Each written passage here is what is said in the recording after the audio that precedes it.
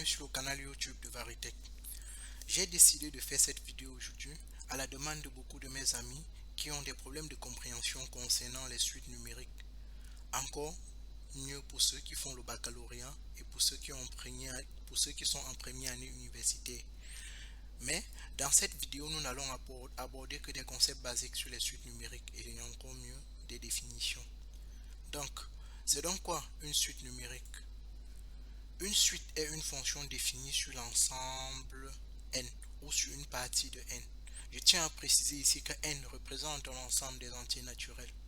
Et donc, l'image d'un entier naturel n, par la suite u se note u de n, ou plus souvent un. Et un s'appelle le terme général de la suite, ou encore terme de rang n. Pour ce qui concerne la croissance ou la décroissance d'une suite, nous supposons ici que U est une suite. Alors, U est croissante si et seulement si, pour tout entier naturel n, U de n est toujours plus petit ou égal à U de n plus 1. Donc, c'est ce qu'il faut retenir de la croissance d'une suite.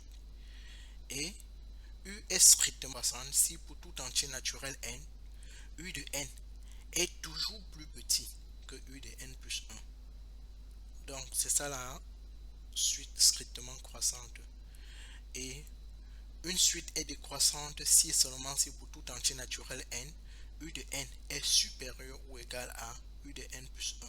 Et est strictement décroissante si U de n est strictement supérieur à U de n plus 1. Maintenant, nous pouvons parler de la raison d'une suite, qui est aussi un terme très essentiel et très important. Donc, avant de parler de la raison d'une suite, nous devons passer par la convergence ou la divergence d'une suite. Et si une suite UN admet comme limite le réel L par exemple, ici on considère que L est un nombre réel. Cela signifie que tout intervalle ouvert centré en L contient tous les termes de la suite à partir d'un certain rang. On dit alors que la suite UN converge vers L. Et une suite qui ne converge pas est donc divergente. Et donc, voici l'exemple d'une courbe d'une suite qui diverge.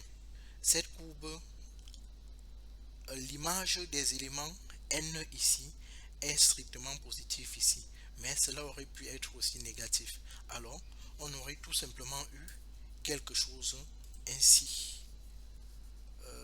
Une courbe dirigée vers le bas, comme celle-ci déjà représentée là. La courbe aurait pu être quelque chose ainsi. Donc, parlant donc de la raison d'une suite, on peut tout simplement dire que pour ce qui concerne les suites arithmétiques, on passe d'un terme au suivant en ajoutant toujours un même nombre R, comme ce que vous avez ici représenté ici. R est donc appelé la raison de la suite arithmétique U. Donc R égale donc à UN plus 1 moins UN. Voilà, en effectuant cette opération, on obtient R. Et pour ce qui concerne les suites géométriques, on passe toujours d'un terme au suivant en multipliant par un même nombre Q, appelé raison de la suite géométrique.